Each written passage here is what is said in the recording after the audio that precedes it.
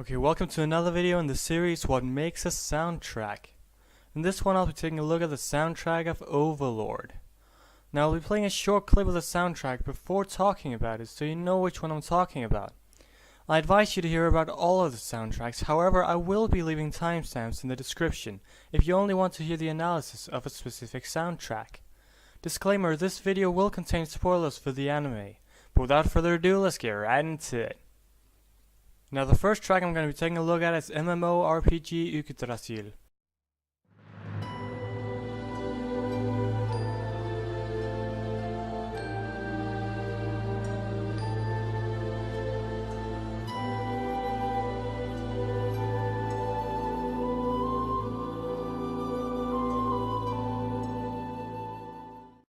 This track is played mainly when Ainz is talking about the previous MMO Yggdrasil. Compared to a lot of other Overlord tracks, this one is a lot softer, and without any electric guitar or heavy drums. This is probably because Yggdrasil is known territory for Ainz, so when he speaks of it, the atmosphere becomes, like you would call it, him being home. However, the new world that Ainz has been transported into is much more unknown, and in a sense much more dangerous for Ainz, which is why most of the Overlord tracks are very battle-oriented or dark. Let's take a look at the name. Yggdrasil is referred to as the Tree of Life in Norse mythology. Yggdrasil was first implemented in an MMO through Dungeons & Dragons in 1987. In Dungeons & Dragons, Yggdrasil is a conduit that links various planes of existence. This correlates perfectly with the role Yggdrasil has in Overlord, as when Yggdrasil ended, Ainz was transferred to another plane of existence, this being the unknown world in which Nazarik now lies. And as a related note, Nazarik might be referring to the place Nosterund, which is known as the Corpse Shore. It's a part of the underworld that Hell governs in Norse mythology. The next track I'm going to be taking a look at is Oath of Loyalty to the Supreme Being.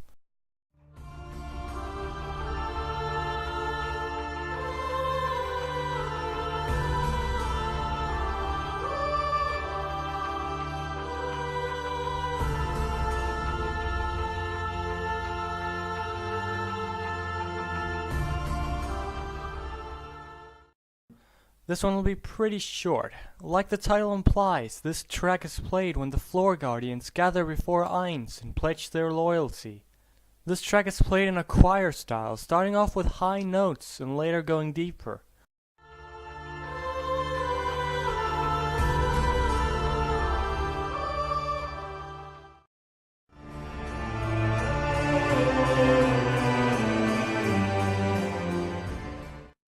A choir style is a perfect fit for the track, since a choir consists of a group of people singing the same notes, or at least similar notes.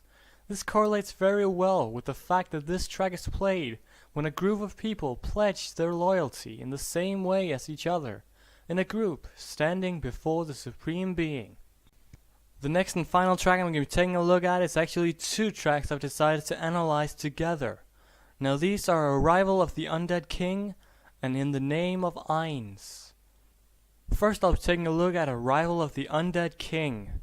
This track is pretty much divided into two different parts which switch over the course of the song. One part of the track follows a choir style, just as many other Overlord tracks, and the second part consists of an awesome guitar riff playing on repeat. I'll show the two side by side.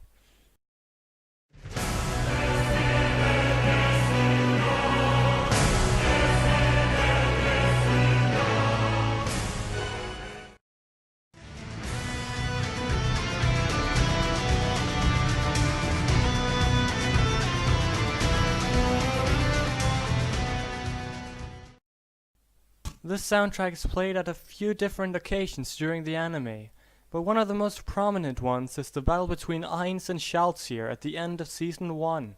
When Shaltir is being pushed back and Ainz is launching his super tier magic, this track starts playing. For the most part, when this track is being played, while people are talking, the choir part of the song is playing, and right when the climax is about to hit, the guitar part starts playing. Now to take a look at In the Name of Ainz. The reason I've chosen to analyze these two together is that these tracks are almost the exact same track. However, where Arrival of the Undead King is split into a choir and guitar part, In the Name of Ainz follows the exact same rhythm, but the choir part of the song is played without the choir in this track, and it's just instrumental instead.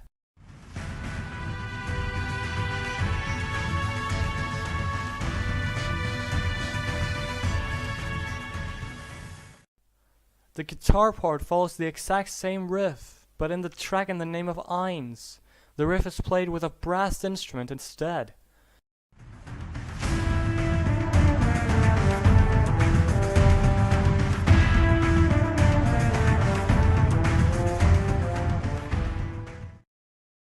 The track In the Name of Ainz is often used in conjunction with Arrival of the Undead King. For example, whereas Arrival of the Undead King is played at the climax of the fight between Shaltir and Ainz, In the Name of Ainz is played when Ainz is buffing himself up for the fight. In other words, In the Name of Ainz is building up to Arrival of the Undead King. Anyway, that's about it for this video. If you enjoyed, leave a like, comment, subscribe, whatever you're feeling up to, and I'll see you all in the next video.